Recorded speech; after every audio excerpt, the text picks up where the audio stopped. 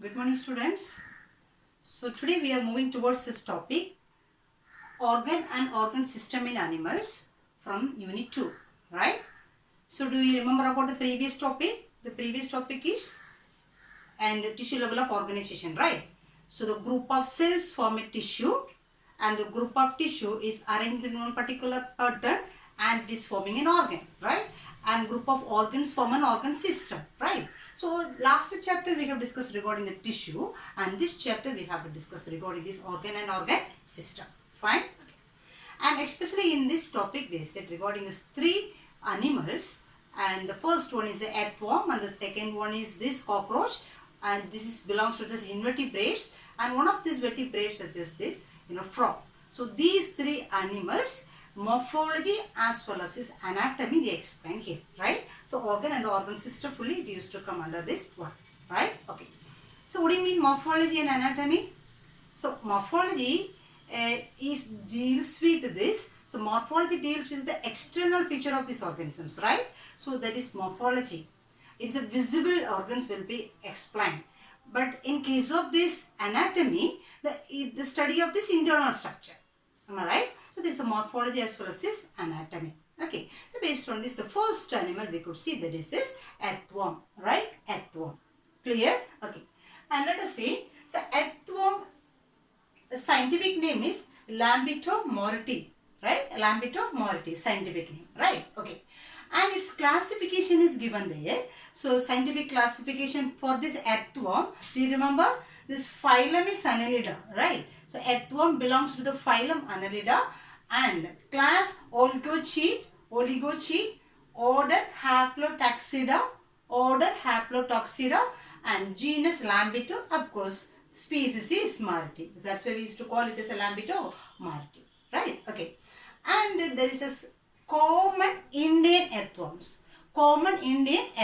Right? So the three names they are given which is found in India. These are the earthworms found in India, right?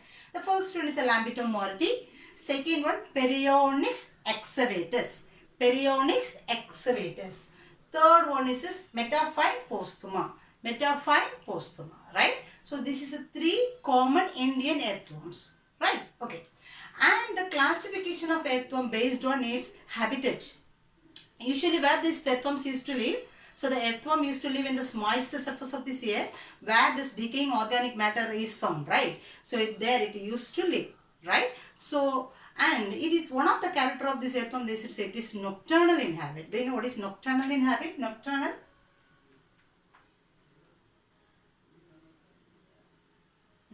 inhabits. So nocturnal inhabit means during daytime it used to stay inside these burrows, but it will be active during the night. So those kind of these organisms are called as nocturnal organisms, right? Okay. And one more point is that regarding this earthworm, it is a friends of farmer. Hope you may learn it in the lower classes, right? Who is the friends of farmer? We may learn it. This is earthworm, right? So why it is known as a friends of farmer? Because earthworm is taking the holes inside this earth, right? So it makes this burrows inside, so the air can move inside this surface of this land easily. That's what it will support the growth of these plants. That is one of this reason they say. Another one, this digestive waste of these earthworms. So the earthworms will release the digestive waste, that is known as the worm casting, that we will learn later. Worm casting. So this is one of the best fertilizer they said. This also, it is promoting the growth of these plants. That's why they said the earthworms are friends of farm. Right? Okay. And now we can come. So there is, based on this habitat where it is surviving or living, they are classifying into three types. Right? Okay. Among that, the first one is epigeics. Means these kind of these earthworms used to survive on the surface of this earth. Right? So there is a epigeics. So example they said it is Perionyx excavatus is one of the epigeics type. It used to live on the surface of this earth, right? Okay. And the second type is anisix. Anisix means, example, Lambito moriti is anisix type. They said it used to live in this and first layer of this earth, below the earth, right? Not deeply, first layer of this earth. So that is called it is anisix, right? And the third one is endogeics. Endogeics means it is living in under the earth, just below this surface. It is living under the earth. It makes this long burrow inside this earth, right? There it used to survey. And example they said, so Octochitona Turstoni. Octochitona Turstoni is this one of the example for this endogenic type, endozoic type. Have you got? So there is 3 types of this earthworms. They are classified based on its habitat. Have you got me? And now we can come to this morphology and this anatomy of this first animal, that is earthworm. Have you got? It is one of the invertebrate, right? So let us see the morphology first. Okay. So externally, what are the things we can say? It is long. If we observe external features, just we can say it is long, right? And cylindrical body, right? Long and cylindrical and narrow, very narrow. Am I right? Long and cylindrical and very narrow type, right? Okay. And the color, they said it is light brown in color. Light brown in color, right? And the length, listen the length. So the length is 80 to 210 millimeter in length. 80 to 210 millimeter in length. And the diameter is 3.5 to 5 millimeter, right? Okay. And listen, of course we know it is this earthworm is made up of lot of segments, right? Lot of segments. Approximately they say 165 to 190 segments will be there in this. 160 to 190 segments will be there, right? So this is very basic things we can say in our external ways, right? And let us see about this. What are this other organs or other visible part is present in this earthworm, right? Okay, listen. As we said, it is light brown in color, right? And it is made up of a lot of segments, right? It is made up of a lot of segments. Around 165 to 190 segment is there, but here I have drawn only 21 segments alone, right? Okay. And listen, what are the things is there? This is actually one view only I have drawn here. Dorsal view and the ventral view is there, but I have drawn only view. It is a ventral view. Maximum we can say most of this ventral parts only I marked here. Like, okay. And listen, if we imagine as a dorsal view, what do you mean dorsal? So if you take Unarthwam, this is dorsal and this is dorsal side and this is ventral side. Have you got dorsal part as well as this ventral part? And first we can see what are these organs will be there in this dorsal region. Have you got me? Okay. So dorsal region, if you see, so first of all there is it consists of one mid-dorsal line. Can you notice this red color line? In the dorsal side, one mid-dorsal line will be there. Okay, it's one mid-dorsal line. First one. Second one there is and it consists of this dorsal pores. Can you notice? I said it is around 165 to 190 segment is here. But only few segments we have drawn. Till 121 we have drawn here. And here there is in the dorsal side, near this mid-dorsal region, from the segment number 10 onwards, there is a dorsal pore. Can you notice? Dorsal pore is there. So what do you mean pore? The hole will be there, right? So the dorsal pore will be there in this mid-dorsal line from 10th segment onwards. So the use of this pore is, this annelids consist of this xylem, right? True xylem is there. And the xylem consists of the coelomic fluid, right? So this coelomic fluid will come out through this dorsal pores. It will come out through this dorsal pores. Because of that, what will happen? This will make the body always moist. So this will give one moist nature to the body. So this is useful for this protection of this body from this, microbes. Have you got? That is the use of this dorsal pores. Okay. And then we can go for this ventral view. And one more point we can say here, it is from segment number 14 to 7. It is one of the very important region. From segment number 14 to 17. Right? So it consists of this segment, consists of this one hard and thickening part. This part alone will be hard and thickened. Okay, mainly it is involving in this reproduction process. That we will explain clearly what is the use of this part. Okay, this name of this part is called clitellum. Clitellum. Have you got? Clitellum. Okay, this part mainly involved in the reproduction.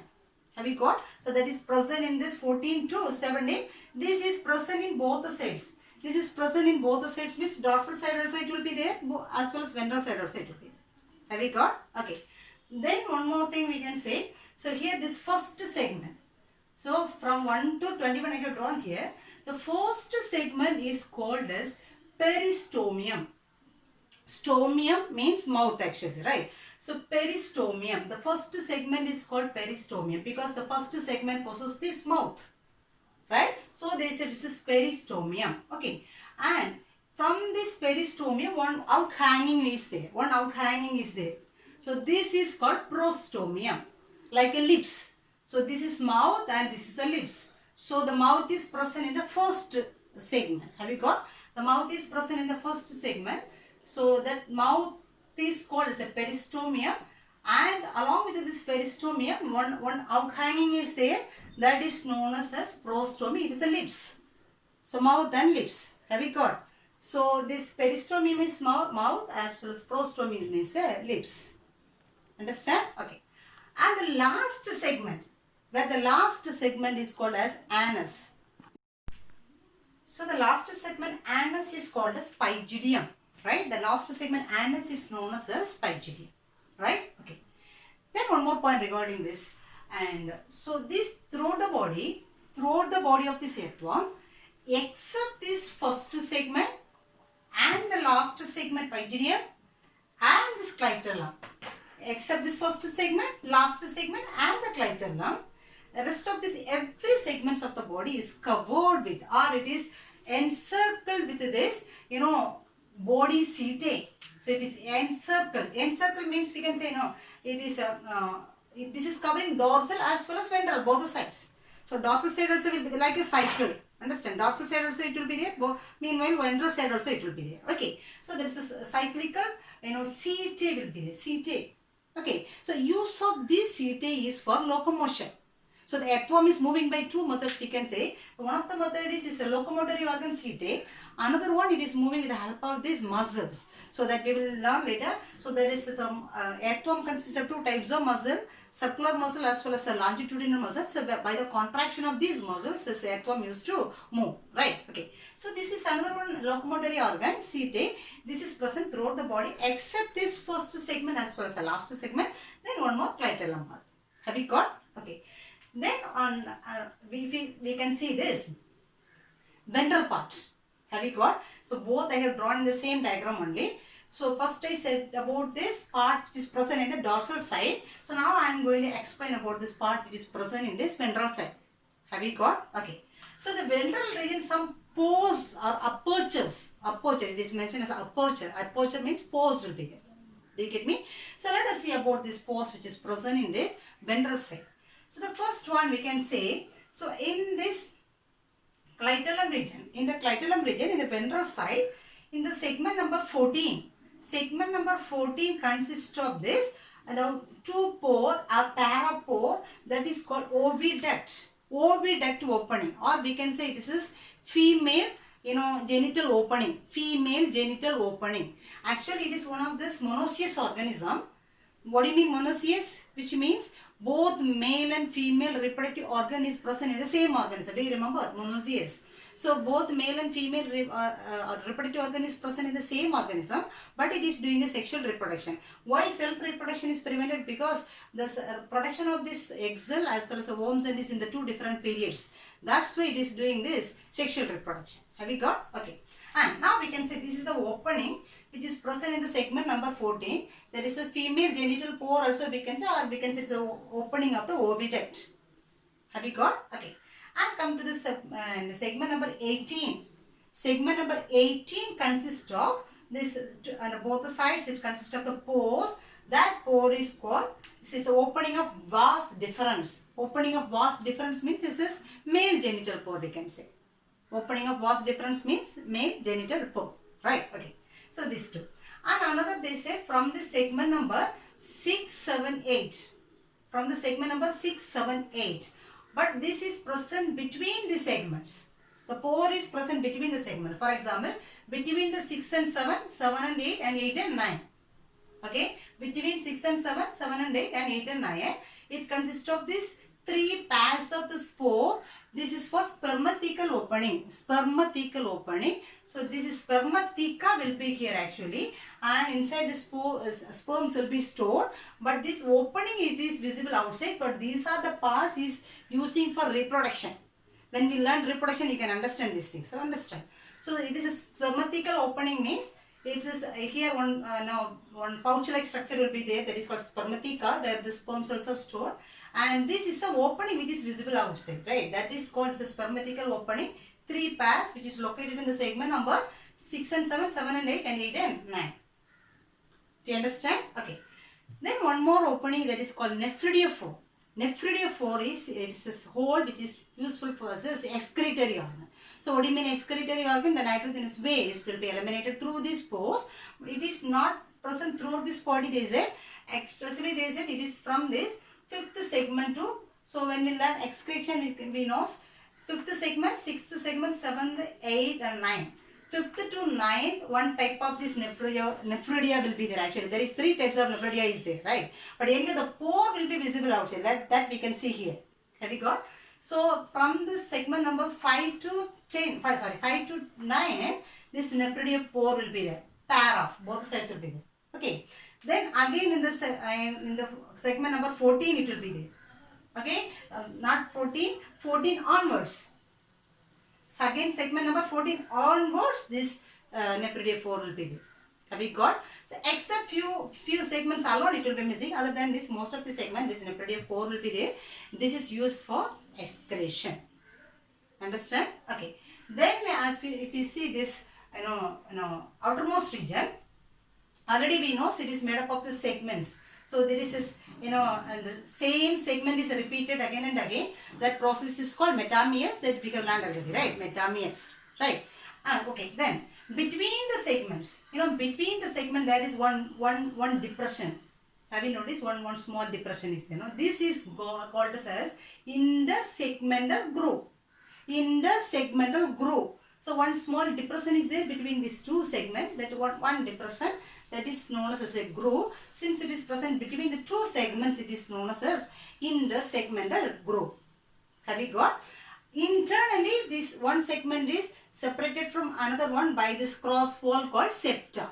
Am I right? Cross wall called as septa. So externally we can say small grooves will be there, but internally we can say each adjacent segments are divided by this cross wall called as septa. Okay. And this is this body seated structure. So this body seated, as we said, it is cyclically, it is like a cycle. It is present in both the sides, dorsal side as well as this ventral side, right? And this body seated is a S-shaped curve structure.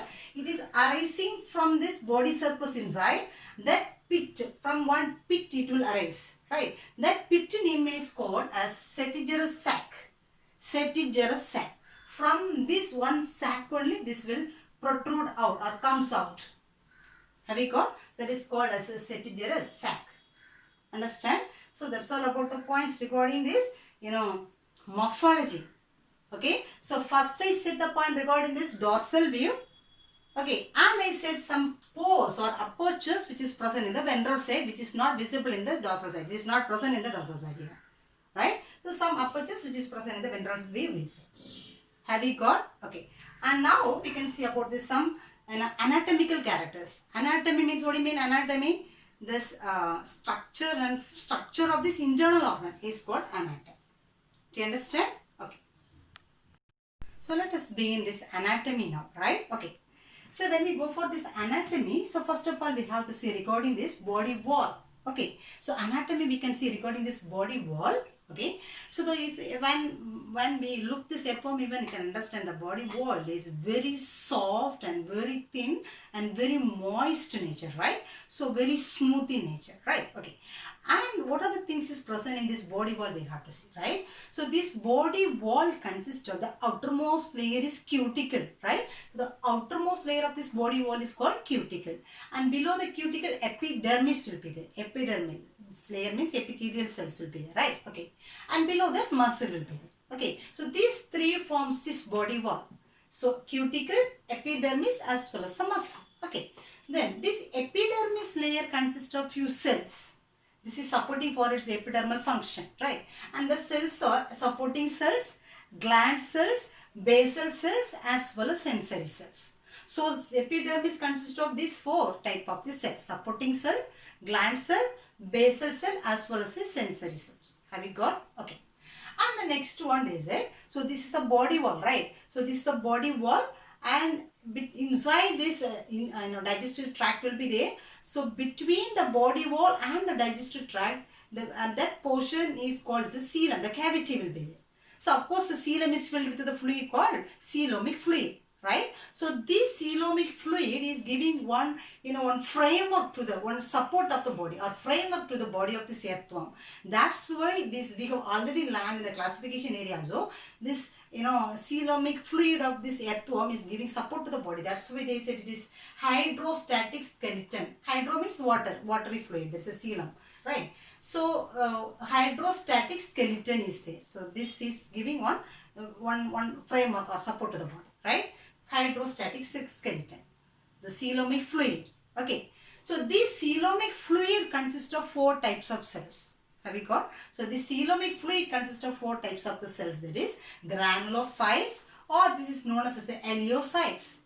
Granulocytes or eliocytes, amoebocytes, then mucocytes as well as the leukocytes. So this is the four types of the cell which is present in this fluid, coelomic fluid. Have you got? Okay. So that's why this, since the cell is present in this coelomic fluid, the cells we can say is the coelomocytes. So there is four types of the coelomocyte is present in the coelomic fluid. That is granulocyte, amoebocyte, mucocyte as well as the leukocytes. Have you got? Okay. And what is the function of this coelomic fluid? So the first one, they said it is giving immunity to the body. Of course, you know what is immunity, right? It is giving one protection to the body from this germs, right? Okay. Then it is helping for the regeneration. So regeneration means the growth of these lost body parts. That is called as a regeneration. Then healing of wounds. So if there is any part is injuries happen, so this is giving the healing. The body fluid is giving the healing, right? Okay. So that's all about this body wall. There's one little information regarding this body wall. And another one topic we have to see actually is a respiration. But here they said there is no specific respiratory organ such as his lungs or gills is present for this earthworm. Instead they said this earthworm is breathing through the body wall, skin. Breathing through the skin. Okay, so this body wall only helping for this respiration also. That's why they said this body wall is supplied with this numerous blood capillaries. Lot of blood capillary supply is there in this body wall. So because of that, they say this air can diffuse into the body. So through the skin only, by diffusion process, and the oxygen will be get into the blood, right? Then it will be utilized. Have you got? Then again they say the carbon dioxide will be produced as a waste, right? So the carbon dioxide also again it is coming through the skin by diffusion process, then it will be eliminated out. That is a simple respiratory process is going on in the earthworm with the help of this body wall. Okay, so the body wall consists of this lot of blood capillaries. So hence it is using for this breathing. So by diffusion process, oxygen is taken into the body through the blood and carbon dioxide is taken out through the skin. Have you got? Okay. And let us go for the next system. It is a digestive system, right? Digestive system. Okay, so body wall over, then respiration over, and the next one is a digestive system. Have you got? Okay. So digestive system, of course, it is very simple system. Everyone knows, right? So digestive system here also, earthworm also consists of this long alimentary canal for one digestive system. So we also have one long alimentary canal. It starts from the mouth and it may end with the anus, right? So here also, of course, it also consists of one long and alimentary canal. So this alimentary canal starts from the mouth and it ends with the last segment called anus. Have you got? Okay. And let us see. So the mouth, already we said the mouth is present in the first segment, right? So the mouth. Okay. And one outer hanging is there, that is called as a lips. Okay, prostomium. Mouth is known as it's a peristomium, right? Okay. Okay, so here mouth. So this mouth, through the mouth it is, receiving or ingestion. The food is taken into the body. Then it is passing through the next part, it is called buccal cavity. Buccal cavity. We also have the aftermouth buccal cavity is there, right? Okay. So here buccal cavity, So this mouth and the buccal cavity is present in the segment numbers 1 and 2. Can you watch? Segment number 1 and 2 consist of this buccal cavity. Okay. And the next, this buccal cavity will open into the next part called as a pharynx. Okay, pharynx. So this pharynx is present in the segment number 3 and 4. Pharynx is present in the segment number 3 and 4. And along with this pharynx, it consists of pharyngeal glands or salivary glands. Pharyngeal glands or salivary glands, this is secreting the enzyme. So this enzyme is helping for the digestion of the food for these earthworms. Have you got? Okay. Then this pharynx is leading in one short narrow tube that is called esophagus. Okay, esophagus. For us also pharynx is leading to esophagus, right? Okay, esophagus. Then esophagus is present in the segment number 5. Segment number 5. And what will be there in our digestive system? Esophagus, it leads to the stomach. Instead of stomach, here they mention as a gizzard. Gizzard, right? So this is present in the segment number 6. Gizzard is present in the segment number 6. So what will be going on in our stomach? So the food will be digested very well inside the stomach, right? Okay. The same here also. Actually, this earthworm is taking this, its nutrients from the soil, right? So from the soil. So that's why it has to take it along with the soil also. So everything may go inside, right? So every food particles has to grind very well here in this gizzard part. Here it will be grinded very well, right? After grinding, it will become as one, macromolecules will become as a micromolecules. Macro complex molecules may become as one micromolecules after the grinding, right? Then it is passing through the next long tube. It is called intestine, right? Intestine.